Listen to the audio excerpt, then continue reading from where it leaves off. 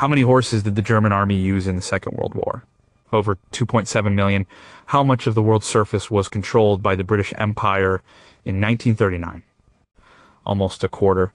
How far did a single supply truck have to travel to get from a factory in Detroit to the front lines in Russia? Over 8,000 miles. We think we know this war. We see it in black and white films. We imagine tanks rolling across fields and plains, dueling in the sky. We see lines on a map, red arrows pushing against blue arrows, but those lines hide the real story. The story isn't just about armies. It's about oil fields, shipping lanes, factory output, and railway timetables. It's about distance, weather, and the sheer brutal math of logistics. The real story of the war can't be told in a timeline of battles. It has to be told in maps. Not just maps of countries, but maps of ideas, resources, and secrets. These are the maps that show the hidden machinery of the conflict. They reveal why things happened the way they did. They show the invisible forces that decided who would win and who would lose long before the first shot was fired. Looking at these maps, you start to see a different war entirely, a war driven by hunger for resources. War fought in laboratories and code-breaking huts, a war whose true consequences are still shaping our world today. Number 18, why was the world a powder keg? Think of a map of the world in 1938. It looks familiar, but it's fundamentally different. It's not a map of independent nations. It's a map of empires. The British Empire, colored in pink, sprawls across the globe. It covers Canada, India, Australia, and huge swathes of Africa. The French Empire controls much of West Africa and Southeast Asia. The Dutch have the East Indies, rich with oil and rubber. The United States has the Philippines. This is the first map you need to see. It's a map of ownership. This imperial system had existed for centuries, but by the 1930s, it was under immense strain. The Great Depression, which began in 1929, had crippled the global economy. When countries turned inward, they raised tariffs and created trading blocs.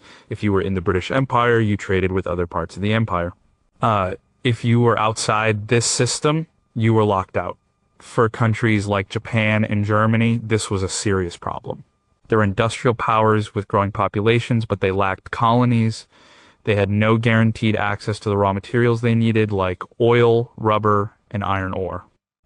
Look at Japan. Its map showed a small island nation with few natural resources.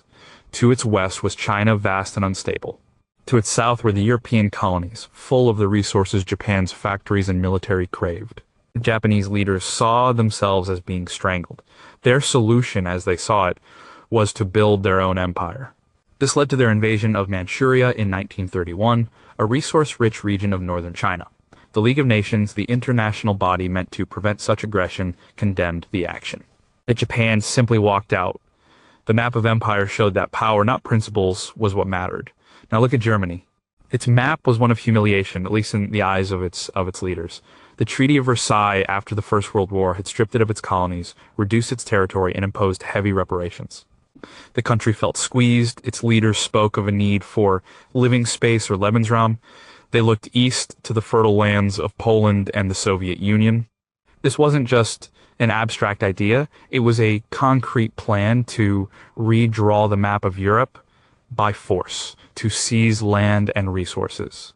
The historian A.J.P. Taylor, in his book The Origins of the Second World War, argued against the idea that the war was a long-term calculated plan. Instead, he saw a series of gambles and miscalculations by leaders reacting to a deeply unstable situation. The map of 1938 shows that instability. It shows a world of haves and have-nots. The old empires were trying to hold on to what they had. The new, rising powers were determined to take their share. The map wasn't static. It was a picture of immense tension, ready to snap. The lines drawn by Victorian-era diplomats in London and Paris were about to be erased by armies on the march. Were the seeds of the next 50 years of anti-colonial wars, planted not during the conflict, but decades before it even began. And did the established powers truly believe in the sovereignty of nations, or only in the sovereignty of their own empires? Number 17, how do you walk into a war? The next map doesn't show a massive invasion. It shows a series of small steps. It's a map of creeping expansion, of lines being crossed one by one. And it's a map of inaction. This is the map of the Rhineland, Austria, and Czechoslovakia between 1936 and 1939. It shows how the German state tested the waters, pushing the boundaries set by the treaties that ended the previous Great War. First, the Rhineland in March 1936. This was a part of Germany, but the Treaty of Versailles had declared it a demilitarized zone. No German troops were allowed. This was meant to be a buffer to make France feel secure. When German soldiers marched back into the area, it was a direct violation of the treaty. It was a huge gamble. The German military was still relatively weak. The generals were nervous. If France had sent its army in, the German forces would have had to retreat. But France did nothing. Britain did nothing. They issued protests, but that was all. On the map, a small but crucial line had been crossed without consequence. Next, look south to Austria. In March 1938, Germany annexed its smaller neighbor in an event known as the Anschluss, or Union. The two countries shared a language and culture, and the idea of a union had some popular support. But this was an annexation achieved through political pressure and the threat of force. Again, the international community did nothing. Britain and France were preoccupied with their own economic problems. They pursued a policy of appeasement, hoping that by giving the German leader what he seemed to want, they could avoid another catastrophic war. The map of Central Europe had changed again, and not a shot was fired in its defense. The final and most critical step was Czechoslovakia. This was a new country created after the First World War. It was a democracy with a strong army and alliances with France and the Soviet Union. But it also had a significant German-speaking population in a border region called the Sudetenland. The German government demanded this territory be handed over. Tensions rose. War seemed imminent. In September 1938, the leaders of Britain, France, Italy, and Germany met in Munich. They decided to give the Sudetenland to Germany. They did this without consulting the Czechoslovaks. The British Prime Minister, Neville Chamberlain, returned to London and famously declared he had secured peace for our time. The map tells a different story. It shows a country being dismembered. By ceding the Sudetenland, the Allies weren't just giving up territory. They were giving up Czechoslovakia's formidable border defenses, which were located in that region. They were abandoning a democratic ally. And they were signaling to the German regime that aggression worked. 6 months later, in March 1939, German troops marched in and took the rest of Czechoslovakia. Appeasement had failed. The map now showed a powerful, enlarged Germany dominating Central Europe. Each step from the Rhineland to Prague had been a test. And each time, the answer had been silence and concession. The war didn't begin with a big bang. It began with the quiet redrawing of these lines on a map. The questions that remain are uncomfortable. Was appeasement a craven act of cowardice, or a desperate, pragmatic attempt by nations still scarred by the last war to buy time they desperately needed to rearm? If the Allies had gone to war over Czechoslovakia in 1938, would it have been a shorter, less destructive conflict? Or would it have been the same brutal war just starting a year earlier? Number 16, what does a secret handshake look like on a map? In August 1939, just days before the invasion of Poland, the world was stunned by a diplomatic earthquake. Two sworn enemies, Germany and the Soviet Union, signed a non-aggression pact. On the surface, it was a promise not to attack each other. But the real map was hidden from view. It was contained in a secret protocol attached to the treaty. This secret map is one of the most cynical documents in modern history. It literally divided Eastern Europe into spheres of influence. Imagine a line drawn through the middle of Poland. The territory to the west of that line would go to Germany. The territory to the east would go to the Soviet Union. The map didn't stop there. It also assigned Finland, Estonia, and Latvia to the Soviet sphere. The Lithuania was initially given to Germany, though this was later traded for more of Poland. It was a cold-blooded agreement between two dictators to carve up their neighbors. This map explains the first phase of the war. When German forces invaded Poland from the west on September 1st, 1939, the world focused on them. But 17 days later, on September 17th, Soviet forces invaded from the east. Poland was caught in a vice. Its army was crushed between two of the most powerful military machines on Earth. The Polish state ceased to exist, its territory partitioned exactly as the secret map had dictated. The pact was a marriage of convenience. For the German leader, it neutralized a potential enemy in the east. It meant he could focus his forces on Poland and then on France and Britain without having to worry about a two-front war. This was the lesson he had learned from Germany's defeat in the First World War. For the Soviet leader, Joseph Stalin, the pact offered several advantages.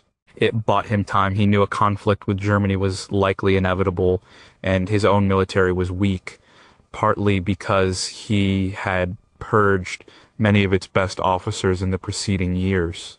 The pact gave him a buffer zone. By annexing eastern Poland and later the Baltic states, he pushed the Soviet border hundreds of miles to the west.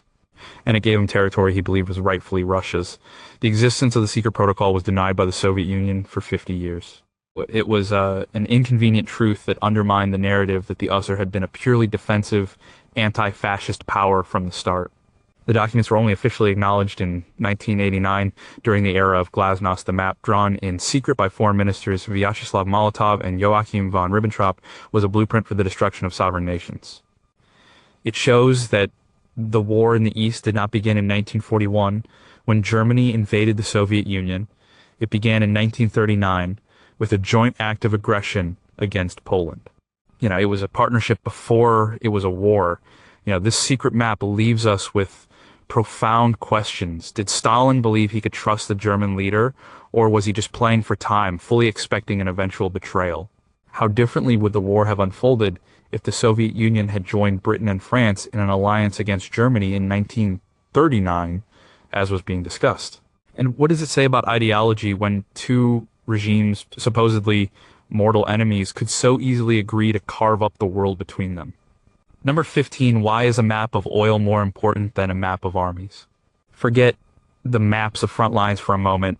Instead, picture a map of the world showing only three things: oil, rubber, and steel. This is the map that truly dictated the grand strategy of the Second World War. Armies don't run on courage. They run on fuel. Tanks, planes, ships, and trucks are useless without it. The entire war was a desperate global struggle for these essential resources. Let's start with Germany. In 1939, Germany was an industrial giant, but it had a fatal weakness. It had almost no natural oil reserves. Its primary source was synthetic fuel produced from its abundant coal through a complex and expensive process called hydrogenation. This provided some of Germany's needs, but not enough to sustain a long mechanized war. Germany's other major source was imports from Romania, particularly the Ploesti oil fields. This explains why the Balkans were so strategically important. This resource map explains the German invasion of the Soviet Union in 1941, Operation Barbarossa. One of the primary strategic objectives of the campaign's southern wing was to capture the oil fields of the Caucasus in places like Baku. The German high command memo from the time stated that the Abaku oil region must be reached at all costs. They failed. The German army got close, but they never took the main oil fields. This failure to secure a permanent, large-scale source of oil was a critical factor in their eventual defeat. The historian Adam Tooze, in his book The Wages of Destruction, masterfully details how the German war effort was constantly constrained by economic and resource limitations. Their entire strategy was a high-stakes gamble to seize the resources they needed before their own ran out. Now look at Japan. Its situation was even more dire. Japan imported more than 80% of its oil, mostly from the United States. In 1941, in response to Japanese aggression in Asia, the United States imposed a total oil embargo. This was an economic death sentence for the Japanese military. Their war machine would grind to a halt in months. The Japanese leadership was faced with a choice: either withdraw from China and abandon their imperial ambitions, or seize the resources they needed by force. They chose the latter. The target was the Dutch East Indies, modern-day Indonesia, which was rich in oil. But between Japan and the East Indies lay the Philippines, a U.S. territory. The Japanese military calculated that they could not seize the oil fields without provoking a war with the United States. So they planned a surprise attack on the U.S. Pacific Fleet at Pearl Harbor. The goal was to cripple the American Navy long enough for Japan to conquer Southeast Asia and establish a defensive perimeter. The entire Pacific War was at its core a war for oil and rubber. On the Allied side, the map looked very different. The United States was an ocean of oil. In 1940, the U.S. produced over 60% of the world's crude oil. It could fuel its own massive war effort and supply its allies. This overwhelming resource advantage was perhaps the single most important factor in the Allied victory. The war was not just won by soldiers on the battlefield. It was won by oil roughnecks in Texas and Oklahoma, and by the tanker crews who braved submarine-infested waters to deliver the fuel. The lingering questions are fundamental. Was the war in the Pacific inevitable the moment the oil embargo was signed? Could diplomatic solutions have ever worked when the core issue was a non-negotiable need for physical resources? And how many tactical decisions on the battlefield, how many charges and retreats were ultimately dictated not by generals, but by the fuel gauges on their tanks and planes. Number 14, how do you mail a tank? The United States was called the arsenal of democracy for a reason. But having an arsenal is one thing. Getting the weapons to the battlefield is another. The next map is not one of territory, but of movement. It's a map of global supply lines, a web of shipping routes stretching from American factories to the ports of Britain and the Soviet Union. This is the map of the Lend-Lease Act.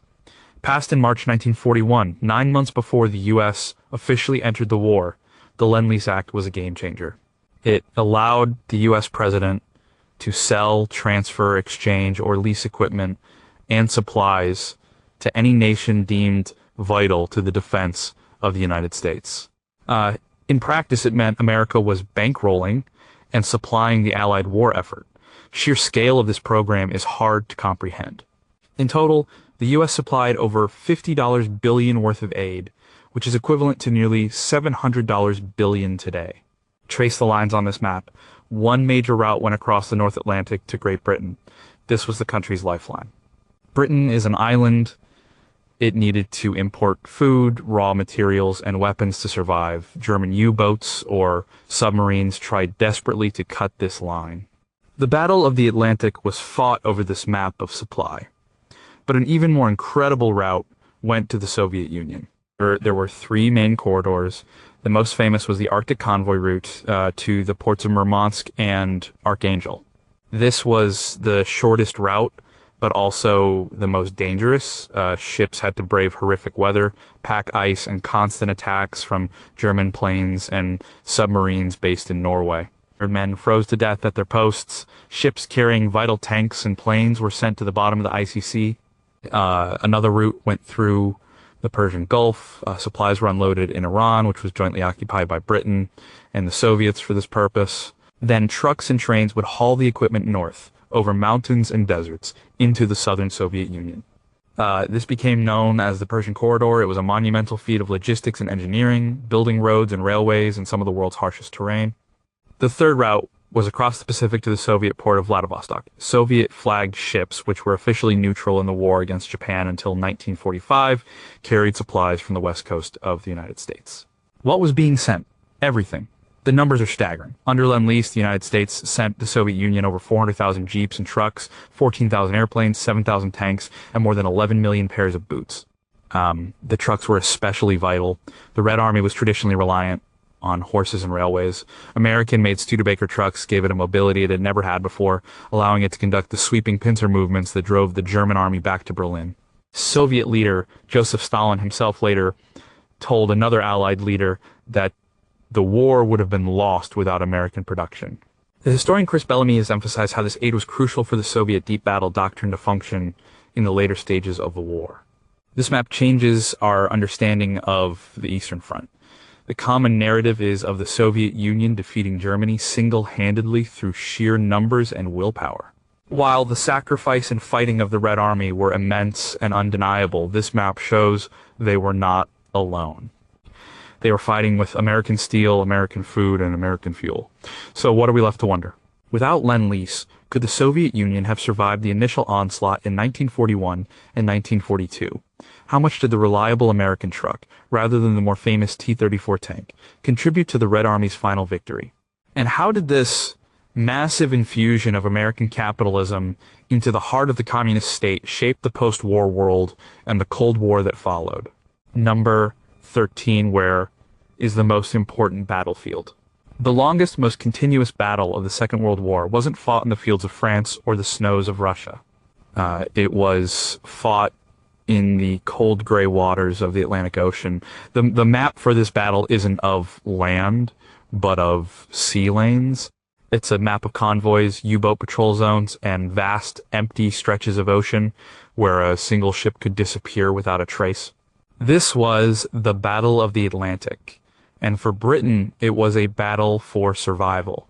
As an island nation, Britain was entirely dependent on imports.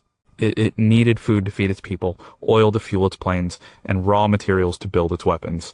All of it had to come by sea. The German Navy knew this. They didn't need to invade Britain if they could starve it into submission. Their primary weapon was the U-boat, the submarine. Early in the war, the U-boats were devastatingly effective. They hunted in groups called wolf packs.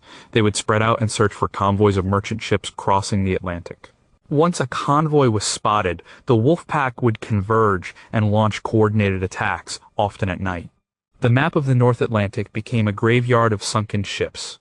For the Allied sailors on the slow, heavily laden merchant vessels, the journey was a terrifying ordeal. The German U-boat command, led by Admiral Karl Donitz, had a simple goal: sink ships faster than the Allies could build them. For a period in 1942, known to U-boat crews as the Happy Time, they were succeeding. They sank ships along the American East Coast, sometimes so close to shore that civilians could see the explosions. The Allies fought back with a combination of tactics and technology. They organized ships into convoys, protected by warships like destroyers and corvettes. But the ocean was vast, and there were never enough escorts. A key turning point was the Battle of Intelligence. At Bletchley Park in England, codebreakers worked tirelessly to crack the complex Enigma codes used by the German Navy. As documented in books like Seizing the Enigma by David Kahn, breaking these codes allowed the Allies to reroute their convoys around the waiting wolf packs. They could read the enemy's mail. Technology also played a crucial role. The development of better sonar, called ASDIC by the British, helped warships detect submerged U-boats. The invention of high-frequency direction finding, or HFDUF, allowed escorts to pinpoint the location of a U-boat when it transmitted a radio message. And long-range aircraft like the B-24 Liberator could patrol the mid-Atlantic, an area previously known as the Black Pit, because it was out of range of air cover. These planes could spot and attack surfaced U-boats. The turning point came in May 1943. In that single month, the Allies sank 41 U-boats. The losses were unsustainable. Admiral Donitz was forced to withdraw most of his forces from the North Atlantic. The lifeline to Britain was secure. The battle was not over, but its outcome was no longer in doubt. This victory was essential. Without it, Britain could not have continued to fight. It could not have served as the base for the strategic bombing of Germany. And the massive buildup of American troops and equipment for the D-Day landings in 1944 would have been impossible. The Battle of the Atlantic didn't have the fame of Stalingrad or Normandy, but it was the foundation upon which all other Allied victories in Europe were built. The questions that float in the wake of this battle are chilling. How close did Britain really come to being starved out of the war in 1942? If the codebreakers at Bletchley Park had failed, could the U-boats have won the battle? And what was the psychological toll on the merchant seamen, the civilians who faced military-grade threats every day, and whose contribution is so often overlooked? Number 12, can you erase a city from the air? Imagine a map of Europe at night. Before the war, it would have been a constellation of lights. But during the war, this map changed. Cities went dark to protect themselves from a new kind of warfare strategic bombing. This was the idea that you could defeat a country not by defeating its armies, but by destroying its ability to make war. That meant bombing its factories, its oil refineries, its railways, and its cities. The war saw this theory put into practice on a terrifying scale. At first, the bombing was tactical, aimed at specific military targets. The German Air Force, the Luftwaffe, bombed Polish cities to support its invading army in 1939. but it quickly escalated. During the Battle of Britain in 1940, the Luftwaffe began bombing London and other British cities. This campaign, known as the Blitz, aimed to break the morale of the British people. It failed, but the British took the idea and developed it further. The head of Royal Air Force Bomber Command from 1942 onwards was Arthur Bomber Harris. He was a firm believer in area bombing. He argued that precision bombing of specific factories was too difficult, especially at night. It was more effective, he believed, to target entire industrial areas, which meant destroying the cities where the workers lived. The goal was dehousing the German workforce and crippling morale. So the RAF began its nighttime bombing campaign. The map of Germany started to change. Cities like Lübeck and Rostock were devastated by firebombing raids. Then came the first 1,000 bomber raid on Cologne in May 1942. The scale was unprecedented. The Americans joined the effort in 1942, flying daylight precision bombing missions, while the RAF continued its area bombing at night. And together they formed the Combined Bomber Offensive. The map of a city like Hamburg after Operation Gomorrah in July 1943 is almost unrecognizable. A series of raids created a firestorm, a self-sustaining vortex of fire with winds of hurricane force and temperatures hot enough to melt glass. The city was gutted. The historian Georg Friedrich's book, The Fire, provides a harrowing account of the effects of these raids on German cities. Dresden, a city with little industrial importance but filled with refugees, was famously destroyed in February 1945. Did it work? This is one of the most controversial questions of the war. The bombing campaign was hugely expensive in terms of planes and trained aircrew. The Allies lost tens of thousands of bombers and airmen, and German industrial production actually continued to rise until mid-1944 under the efficient management of Albert Speer, the Minister of Armaments. The German people did not rise up and overthrow their government. The bombing did, however, have a major impact. It forced the German military to divert huge resources planes, anti-aircraft guns, and manpower black to defend the homeland. This was air power that could not be used on the Eastern or Italian fronts, and in the final year of the war, the bombing campaign did succeed in crippling the German transportation and oil industries, which brought the war machine to a halt. What are the questions we are still wrestling with? Was the deliberate targeting of civilian areas a military necessity or a moral failure? How much did the bombing campaign actually shorten the war, if at all? And in the final calculus of the conflict, was there any meaningful difference between destroying a city from 20,000 feet and destroying it with artillery and tanks block by block? Number 11, what does a 2,000-mile front line look like? Most people imagine the Second World War in Europe as two separate conflicts, the war in the West and the war in the East. But a map of casualties or troop deployments shows this is a false picture. The vast majority of the fighting and dying in the European theater happened on the Eastern Front. This was a war on a scale that is almost impossible to imagine. The front line stretched for more than 2,000 miles from the Baltic Sea in the north to the Black Sea in the south. When Germany invaded the Soviet Union in June 1941, it was the largest land invasion in human history. Over 3 million German and Allied soldiers poured across the border. The war in the East was not a war of inches, like the trench warfare of the First World War. It was a war of sweeping movements across vast, open spaces. The map is one of immense distances. The German army had advanced hundreds of miles in the first few weeks, capturing entire Soviet armies in huge encirclements. They reached the outskirts of Moscow and the banks of the Volga River in Stalingrad, but the map of the Eastern Front is also a map of weather and geography. The Germans were not prepared for the brutal Russian winter. In the winter of 1941, temperatures dropped to minus 40 degrees. Engines froze. Oil turned to slush. Soldiers, still in their summer uniforms, suffered from frostbite. The winter effectively halted the German advance before Moscow and gave the Red Army time to regroup. The following year, the battle for Stalingrad became a turning point. It was a brutal street-by-street fight in a city that had been reduced to rubble. The German Sixth Army was encircled and eventually forced to surrender. After Stalingrad, the map only moved in one direction west. The war on the Eastern Front was also a war of scorched earth. As the German army retreated, they destroyed everything in their path: villages, bridges, railways. As the Soviet army advanced, they did the same in German territory. It was also a war of partisans. Behind the German lines, a huge and often brutal guerrilla war raged. Partisans blew up railway lines, ambushed convoys, and tied down hundreds of thousands of German security troops who were desperately needed at the front. The front line on the map was clear, but behind it was a chaotic shadow war. The sheer numbers are numbing.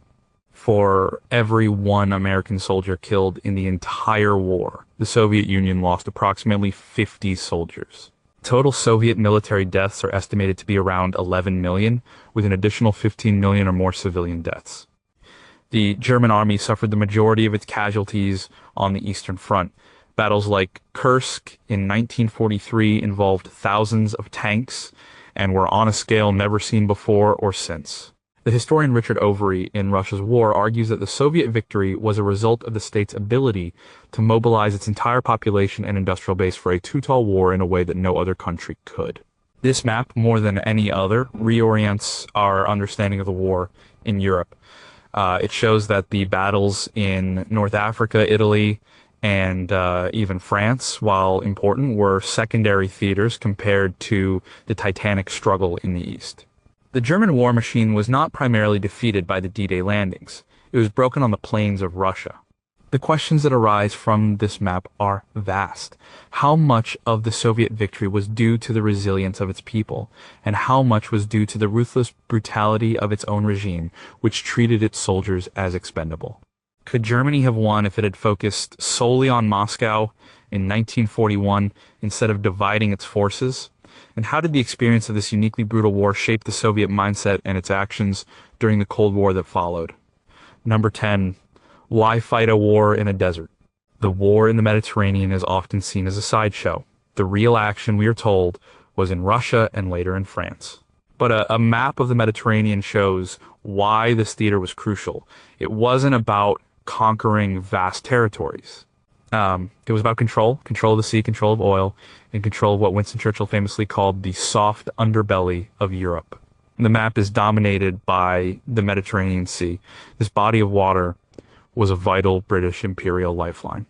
The Suez Canal in Egypt was the shortcut to India and the oil fields of the Middle East. If the Axis powers, Germany and Italy, could control the Mediterranean, they could cut this lifeline and potentially link up with their Japanese allies in the Indian Ocean. The key to controlling the sea was controlling the lands around it. North Africa on the southern coast, and islands like Malta and Crete in the middle. So the war in North Africa began. It was a strange kind of war, fought in a vast empty desert. The map shows a narrow coastal strip where all the fighting took place. There were no cities to capture, no populations to control. It was a war of pure movement, of tanks and trucks maneuvering in the open desert. It was often called a gentleman's war, but it was no less deadly for that. The front lines swung back and forth across Libya and Egypt for 2 years. Famous commanders like Germany's Erwin Rommel and Britain's Bernard Montgomery became masters of this mobile warfare. The tiny island of Malta was a critical point on this map. It sat right in the middle of the Axis supply route from Italy to North Africa. From Malta, British planes and submarines could attack convoys carrying fuel and supplies to Rommel's army. The Axis tried relentlessly to bomb Malta into submission, but the island held out. Its resistance was a key factor in the eventual Allied victory in North Africa. The turning point came in late 1942. In October, Montgomery's 8th Army decisively defeated Rommel at the Battle of El Alamein in Egypt. This stopped the Axis advance towards the Suez Canal. Just a few weeks later, American and British forces landed in Morocco and Algeria in Operation Torch. The German and Italian armies in North Africa were now caught in a giant pincer. By May 1943, the entire campaign was over. The Allies were masters of North Africa. From there, the map shows the next logical step. The Allies used North Africa as a springboard to invade Sicily and then mainland Italy in 1943. This did, as Churchill hoped, knock Italy out of the war. But the soft underbelly turned out to be anything but. The Italian peninsula is mountainous. It's a defender's dream. The German army fought a tenacious, skillful, and brutal retreating campaign up the length of Italy. The fighting at places like Monte Cassino was some of the toughest of the entire war. The Italian campaign became a slow, grinding, and costly affair that lasted until the very end of the war in Europe. As the historian Rick Atkinson shows in his Liberation trilogy, the Mediterranean campaign was a vital learning ground for the Allies, especially the Americans. It's where they learned how to conduct large-scale amphibious invasions and how to fight as a coalition. The lessons learned in North Africa and Italy were directly applied to the D-Day landings in Normandy. The questions this map raises are about strategy. Was Churchill right about the soft underbelly, or was the Italian campaign a costly diversion from the main effort in France? How critical was the victory in North Africa to securing the Middle Eastern oil fields for the Allied war effort? And did the Mediterranean campaign truly help the Soviets by drawing German divisions away from the Eastern Front, or was it a relative drop in the ocean? Number 9. How do you fight a war across an ocean? The map of the war in the Pacific is defined by one overwhelming feature water. The Pacific Ocean is vast, covering nearly a third of the planet. Fighting a war across it presented a completely different set of challenges than the land wars in Europe. This was a war of naval power, of air power, and of immense logistical distances. After the attack on Pearl Harbor in December 1941, the initial map of the Pacific was one of stunning Japanese success. In 6 months, they conquered the Philippines, Malaya, Singapore, the Dutch East Indies, and a host of islands across the Central and South Pacific. They created a vast defensive perimeter. Their strategy was to hold this perimeter, inflict heavy losses on any American counterattack, and force the United States to negotiate a peace that would leave Japan in control of its new empire. The American strategy that emerged was called island hopping. The map of the Pacific is dotted with thousands of islands. The Americans realized they didn't need to capture every single one. Instead, they could bypass heavily fortified Japanese strongholds and seize more lightly defended islands.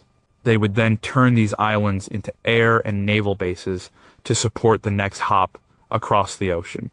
It was a strategy of leapfrogging ever closer to Japan. This required a new kind of warfare centered on the aircraft carrier. The battles of the Pacific were not fought by battleships shelling each other. They were fought by carrier-based aircraft. The fleets often never even saw each other. The decisive battles, like the Battle of the Coral Sea and the Battle of Midway, were contests between dive bombers, torpedo planes, and fighters. The Battle of Midway in June 1942 was the turning point. The U.S. Navy, thanks to superior intelligence that had broken Japanese naval codes, was able to ambush the Japanese fleet and sink 4 of its precious aircraft carriers. And Japan never recovered from this loss. The island hopping campaign was a brutal slog. Each island was a self-contained fortress. The Japanese soldiers, indoctrinated with a code that forbade surrender, fought to the last man. The fighting on islands like Guadalcanal, Tarawa, Saipan, and Iwo Jima was savage. The map of these islands shows tiny specks of land that cost thousands of lives to capture. The logistics were staggering. Every soldier, every bullet, every can of food had to be transported thousands of miles across the ocean. The industrial might of the United States was what made this possible. The U.S. built carriers, planes, and ships far faster than Japan could replace its losses. The historian Ian W. Toll's trilogy on the Pacific War vividly portrays the scale and nature of this conflict. It was a war of technology, logistics, and brutal close-quarters combat. The final hops brought the Americans to the islands of Iwo Jima and Okinawa, just a few hundred miles from mainland Japan. These were the bloodiest battles of the Pacific War. Capturing these islands gave the Americans air bases from which their B-29 Superfortress bombers could launch raids on Japanese cities, setting the stage for the final act of the war. The questions that remain are as vast as the ocean itself. Could Japan have won if it had destroyed the American carriers at Pearl Harbor, which were out at sea on the day of the attack? Was the island hopping strategy the most effective way to win the war, or did it needlessly cost lives by focusing on heavily defended islands? And how did the unique racial animosity of the Pacific theater on both sides make the fighting there so uniquely brutal compared to the war in Europe? Number 8, why was a road in the jungle so important? There is a map of the Second World War that is often forgotten. It's a map of dense jungle, towering mountains, and monsoon rains. This is the map of the China-Burma-India CBI theater. It was a secondary front, but it was the scene of some of the most difficult and remarkable logistical feats of the entire war. The story starts with China. China had been fighting Japan since 1937, long before the war in Europe began. After Japan's conquests in 1942, all of China's seaports were captured. The last land route for supplies, the Burma Road, was also cut when Japan conquered Burma. China was isolated. The Allied leaders, particularly U.S. President Franklin D. Roosevelt, believed it was essential to keep China in the war.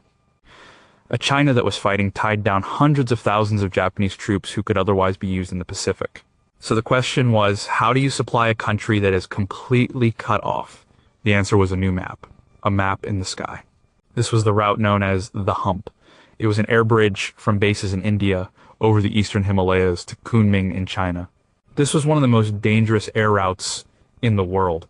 Pilots had to fly over mountains higher than the Rockies in unpredictable and violent weather with no reliable navigation aids. The planes were often overloaded and poorly maintained.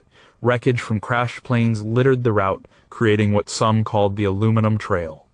But for 3 years, pilots flew this route around the clock, delivering thousands of tons of supplies to keep the Chinese army fighting.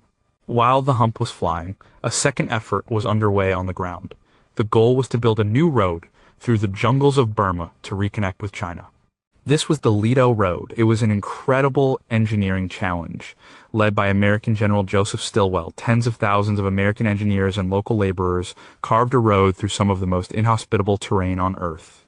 They had to deal with malaria, dysentery, leeches, and the monsoon, which turned everything into a sea of mud. All while the fighting against the Japanese army in Burma was still going on, the campaign in Burma, as documented in works like Burma: The Longest War by Louis Allen, was a brutal and complex affair. It was fought by a multinational army of British, Indian, African, Chinese, and American troops against the battle-hardened Japanese army. The jungle itself was a constant enemy. The fighting at places like Kohima and Imphal in 1944 was a major turning point. The British and Indian forces inflicted a huge defeat on the Japanese, marking the beginning of the end for their presence in Southeast Asia. Eventually, the Ledo Road was completed, linking up with the old Burma Road. It was a testament to human endurance and engineering. The CBI theater was a war of logistics. Victory depended not just on winning battles, but on moving supplies over impossible terrain. It highlights a different aspect of the conflict, the sheer effort required to sustain an army in the field. While the battles in Europe and the Pacific get more attention, the struggle in the jungles of Burma was just as critical in its own way. It kept China in the war and contributed to the overall defeat of Japan.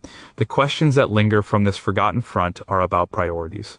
Was the immense effort to supply China worth the cost in men and material, given the corruption and inefficiency of the Chinese government at the time?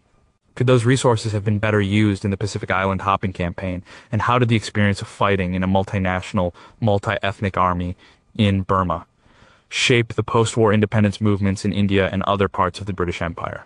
Number 7, how do you map a secret? Not all maps of the war show troop movements or supply lines. Some maps are invisible. They show the flow of information, the location of spies, and the hidden networks of intelligence and deception that operated in the shadows. This is the map of the secret war. One of the most important locations on this map was a country estate in England called Bletchley Park. On a normal map, it's just a dot, but on the intelligence map, it was the Allied center for code breaking. Here, a team of brilliant minds, including the mathematician Alan Turing, worked to crack the secret codes used by the German military. Their biggest success was breaking the Enigma code, which was generated by a complex cipher machine. Breaking Enigma was a monumental achievement. It meant the Allies could often read the German High Command's most secret messages. This intelligence, codenamed Ultra, gave the Allies an incredible advantage. They knew where U-boats were planning to attack in the Atlantic. They knew the German assessment of their own troop strength in North Africa, and they knew what the German leadership thought about the upcoming D-Day landings. The story of Bletchley Park, once a closely guarded secret, is now well documented in books like F.W. Winterbotham's The Ultra Secret. Another point on this secret map was a network of spies and resistance movements across occupied Europe. The groups like the Special Operations Executive SOE in Britain and the Office of Strategic Services OSS in the United States trained agents to parachute into enemy territory. Their job was to gather intelligence, commit acts of sabotage, and organize local resistance. They blew up bridges, derailed trains, and provided a constant stream of information back to London and Washington. It was incredibly dangerous work. Many agents were captured and executed. The map of secrets also includes elaborate deception campaigns. Before the D-Day landings in Normandy in 1944, the Allies launched Operation Fortitude. This was a massive plan to fool the German military into thinking the main invasion would come at the Pas de Calais, the narrowest point of the English Channel. They created a phantom army in the southeast of England, complete with inflatable tanks, dummy landing craft, and fake radio traffic. They used double agents to feed false information to the Germans. The deception was so successful that even after the Normandy landings began, the German high command held some of their best divisions in reserve at Calais, waiting for an invasion that would never come. A more bizarre deception was Operation Mincemeat. Allied intelligence officers took the body of a homeless man, dressed him as a British officer, chained a briefcase with fake invasion plans to his wrist, and had a submarine dump the body off the coast of Spain, where they knew it would be found by German agents. The fake plans suggested the Allies would invade Greece and Sardinia, not Sicily. The German leadership believed the documents and moved troops away from Sicily, making the actual invasion much easier. The secret war of intelligence and deception was a constant, invisible battle. It was fought by mathematicians, spies, and resistance fighters. Its victories weren't measured in territory captured, but in information gained and enemies misled. It's a reminder that wars are not just won with brute force, but also with cunning and intellect. The questions that remain hidden in the shadows are tantalizing. How many battles were won or lost because of a single piece of intelligence? We know about Ultra, but what other codes were broken and what secrets did they reveal? And given the level of deception, how much of what we think we know about the war, based on documents from the time, is actually the result of a successful lie that was never uncovered? Number 6. What does a globe-spanning secret project look like? The next map is not of a country or a battlefield. It's a map of a single secret project, but its points are scattered across the entire globe. It connects a laboratory in the New Mexico desert, a uranium mine in the Belgian Congo, a heavy water plant in Norway, and university campuses across the United States. This is the map of the Manhattan Project. The project began with a letter. In 1939, a group of scientists, including Albert Einstein, wrote to President Franklin D. Roosevelt. They warned him that recent discoveries in nuclear physics made it possible to build a new type of bomb, a weapon of unprecedented power. And they warned that Germany was probably already working on one. Roosevelt was convinced. He authorized a top-secret program to build an atomic bomb before the Germans could. The map of the project shows the immense scientific and industrial effort required. The main scientific laboratory was established at a remote location in Los Alamos, New Mexico, under the direction of the physicist J. Robert Oppenheimer. Here, some of the world's greatest scientific minds were brought together to solve the complex problems of bomb design. But they needed raw materials. The key ingredient was uranium. One of the richest sources of uranium ore at the time was the Shinkolobwe mine in the Belgian Congo, in Africa. The map shows a line connecting this remote mine to the processing plants in America. Another key component for one type of nuclear reactor was heavy water. The world's main commercial producer was a plant at Vemork in German-occupied Norway. The Allies launched a series of daring commando raids and bombing missions to destroy this plant and deny heavy water to the German atomic program. This was a critical side battle of the secret war. Back in the United States, the project required a massive industrial mobilization. Huge secret cities were built in Oak Ridge, Tennessee and Hanford, Washington, dedicated to enriching uranium and producing plutonium, the two fissile materials that could be used in a bomb. At its peak, the Manhattan Project employed over 130,000 people and cost $2 billion, the equivalent of over $30 billion today. Most of the people working on the project had no idea what they were building. The secrecy was absolute. The story of the project is chronicled in detail in Richard Rhodes's Pulitzer Prize-winning book, The Making of the Atomic Bomb. It was a race against time, driven by the fear that the enemy would get the bomb first. In July 1945, the first atomic device was successfully tested in the New Mexico desert. The Trinity test, as it was called, unleashed a power never before seen on Earth. Oppenheimer famously recalled a line from the Hindu scripture, "The Bhagavad Gita, now I am become death, the destroyer of worlds." Less than a month later, 2 atomic bombs were used against the Japanese cities of Hiroshima and Nagasaki, leading to Japan's surrender and the end of the Second World War. The map of the Manhattan Project is therefore the map of the birth of the nuclear age. It's a map of how a scientific theory born in European laboratories was transformed into a weapon of mass destruction by the industrial power of the United States. It redrew the map of global power forever. The questions it leaves are the heaviest of all. Was the use of the atomic bombs necessary to end the war, or would Japan have surrendered anyway? How close did the German atomic program actually come to succeeding, and what would the post-war world have looked like if this terrible power had been in the hands of a different regime? Number 5, how can a railway schedule be a weapon? This map is one of the most chilling. It is not a map of armies or resources, but of infrastructure. It's a map of the European railway network, a dense web of steel tracks connecting every major city and town. For the German regime, this network was not just for moving troops and supplies.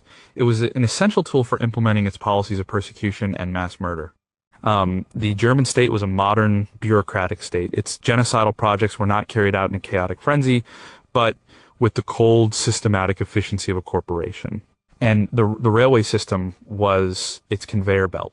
The historian Raoul Hilberg, in his monumental work, The Destruction of the European Jews, showed in meticulous detail how the bureaucracy of the German railway system was co-opted for this purpose. Imagine the logistics involved. Millions of people were transported from across Europe, from France, Holland, Greece, Hungary, and Poland to a network of concentration and extermination camps primarily located in occupied Poland. This required immense coordination. Timetables had to be created. Rolling stock, mostly cattle cars, had to be allocated. Invoices were sent and paid.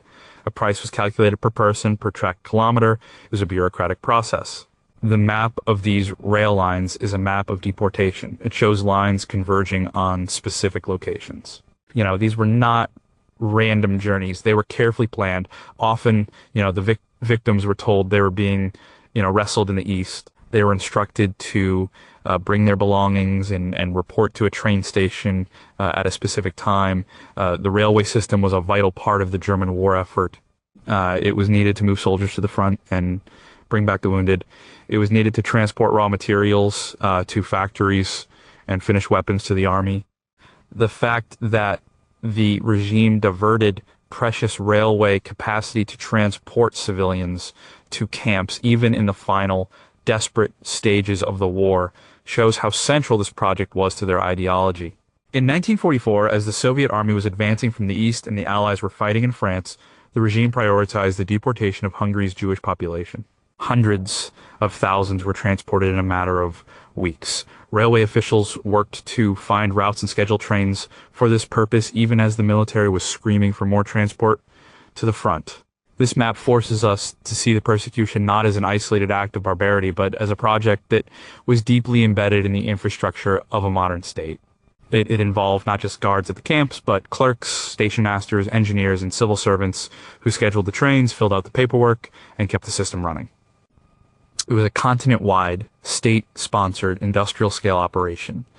The map of the railways reveals the horrifying banality of it all.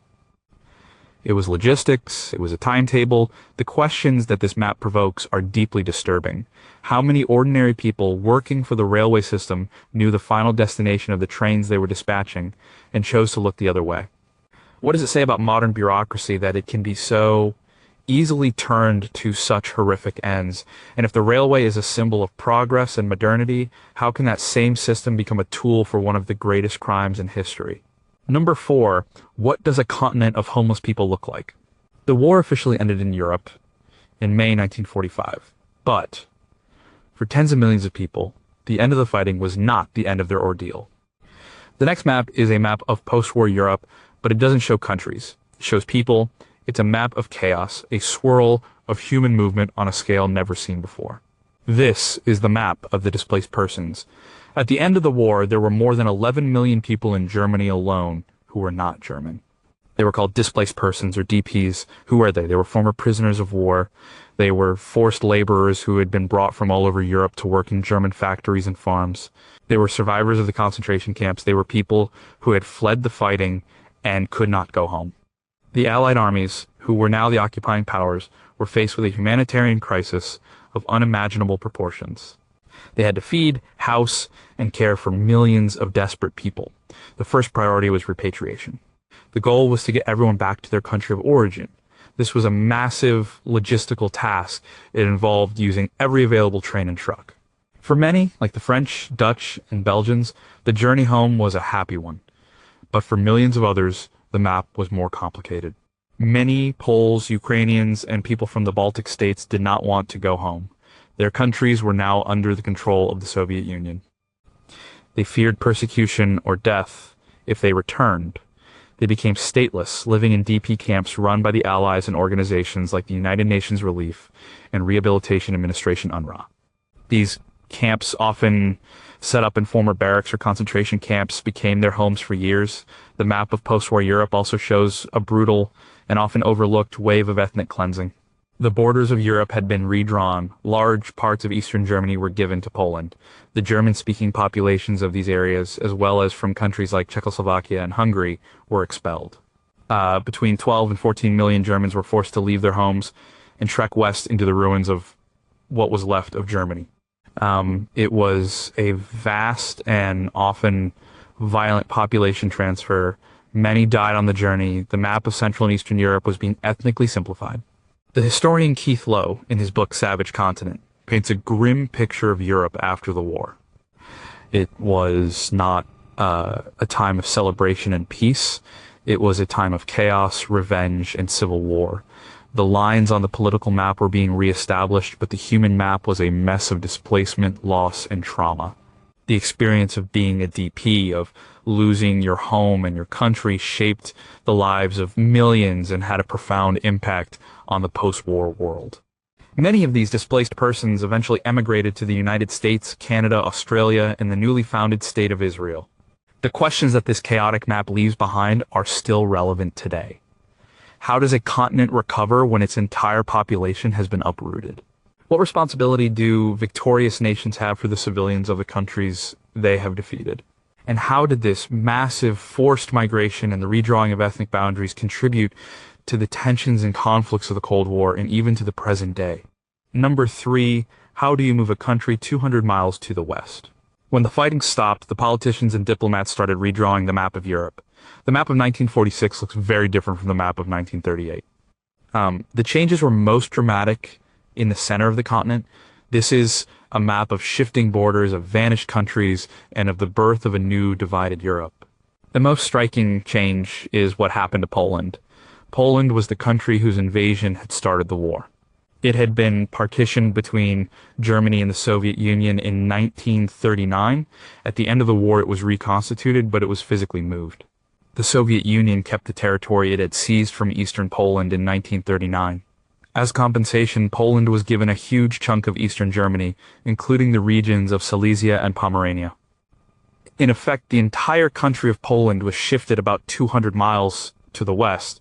This is why millions of Germans were expelled from these territories, and millions of Poles were moved from the east into these newly acquired lands. And Germany itself was radically changed. It lost a quarter of its pre-war territory.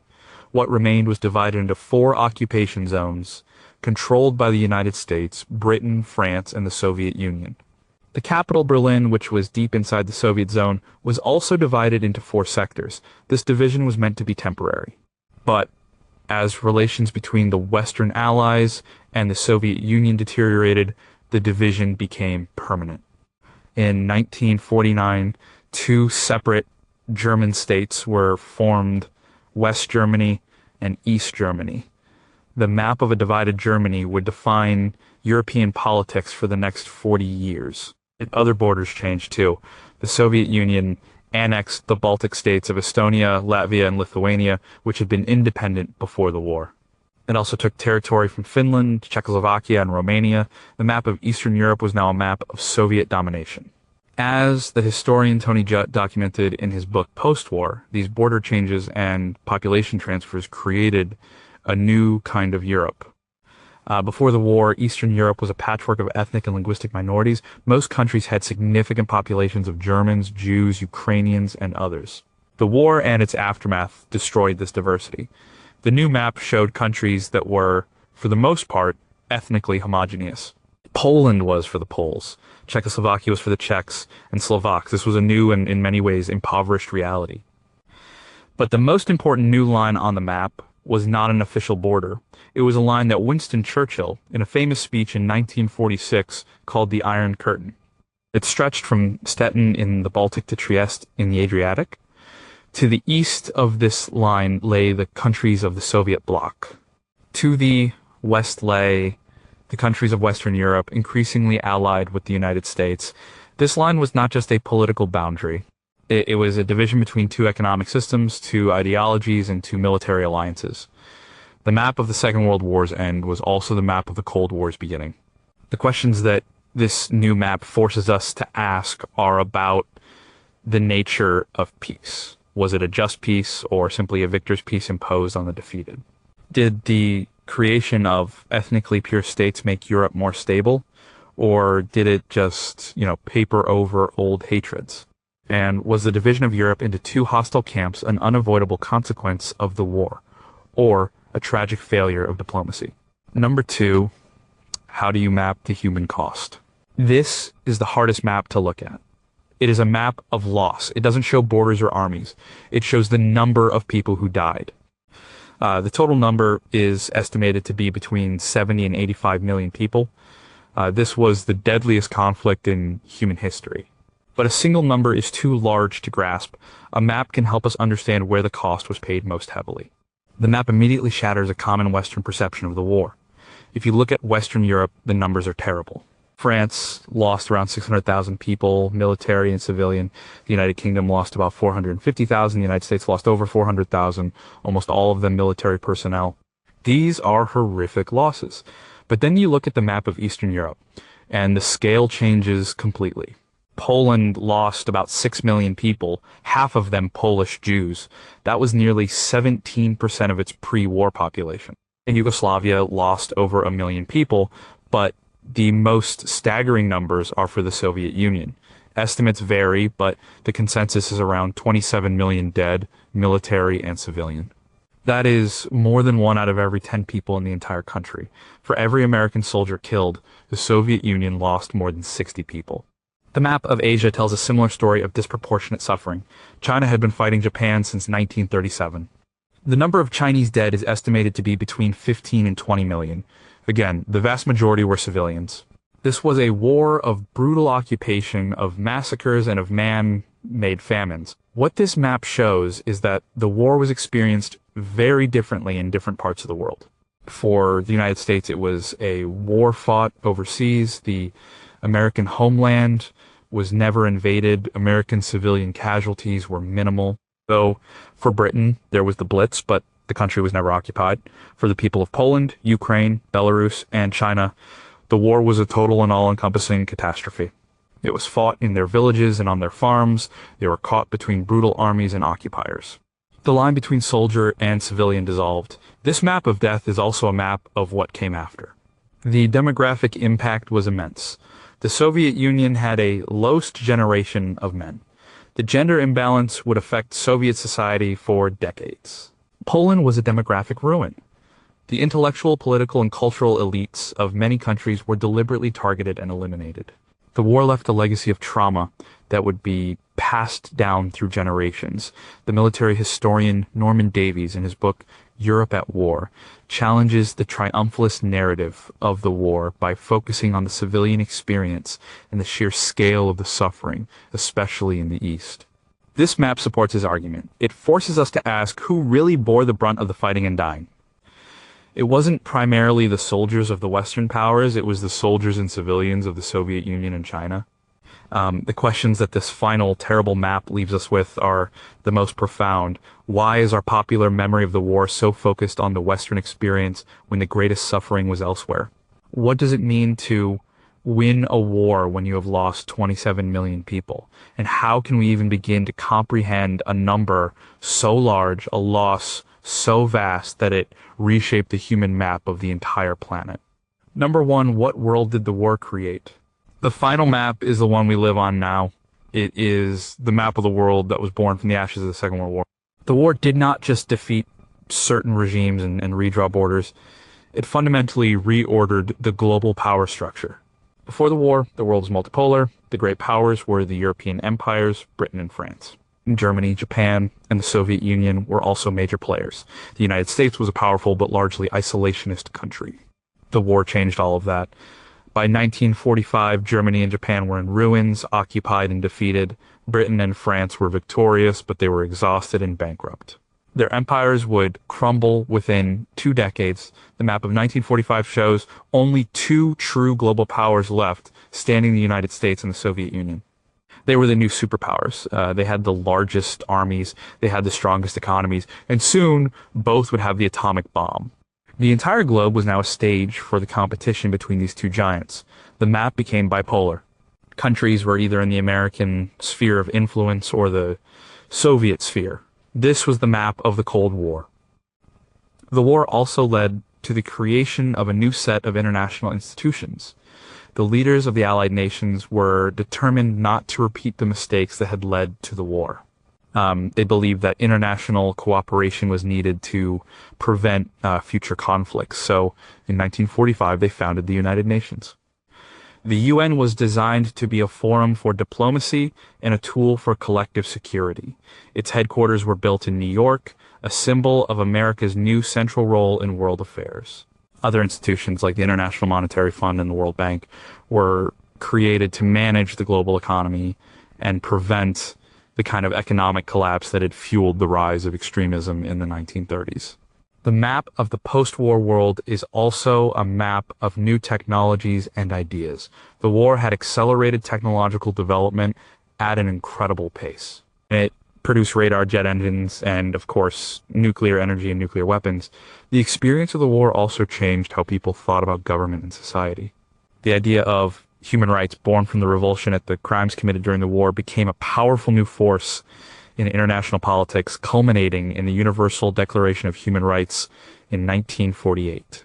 The war that was fought to defeat a set of aggressive expansionist empires paradoxically led to the end of all the old European empires. The ideals of freedom and self-determination, which the Allies had claimed to be fighting for, were taken up by anti-colonial movements across Asia and Africa. The map of the world over the next 30 years is a map of decolonization, of new nations being born, and the old imperial maps being torn up for good. Our world, with its superpowers, its international institutions, its technological realities, and its post-colonial nations, is the direct legacy of this conflict. The final questions are for us, living on the map the war created. Have the institutions built after the war, like the United Nations, succeeded in their mission to prevent another global conflict? Has the bipolar world of the Cold War simply been replaced by a new, more chaotic, multipolar world similar to the one that existed before 1939? And have we truly learned the lessons from the maps of the Second World War, the lessons about resources, ideology, and the catastrophic human cost of conflict, or are we destined to repeat them on the maps of the future?